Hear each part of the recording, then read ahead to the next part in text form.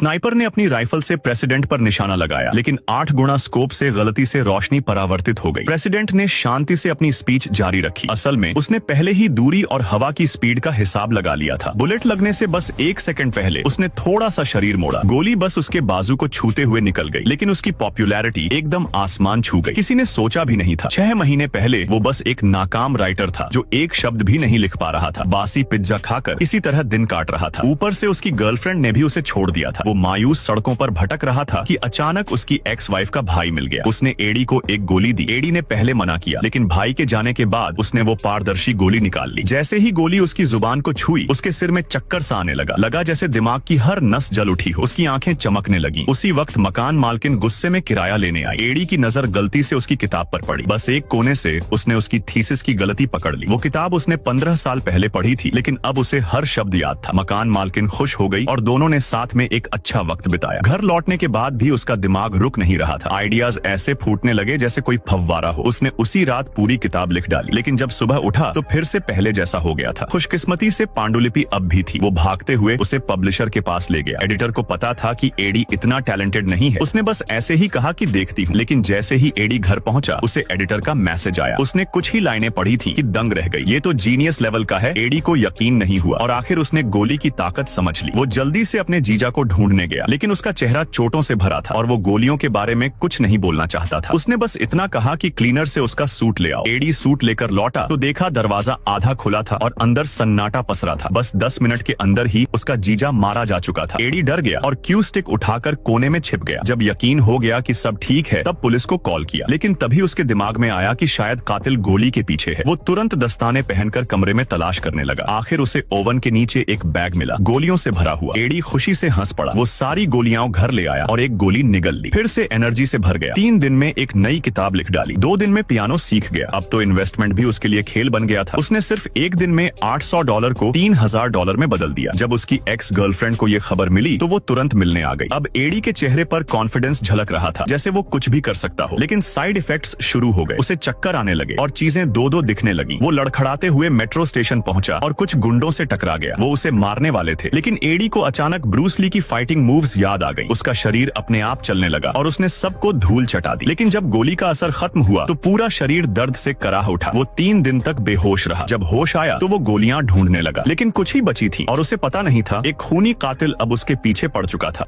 और फिर video like करने पर पार्ट 2 मिल जाएगा। और अगर फुल मूवी देखनी है तो कमेंट वाला ऐप डाउनलोड कर लो और पिन वीडियो देख लो।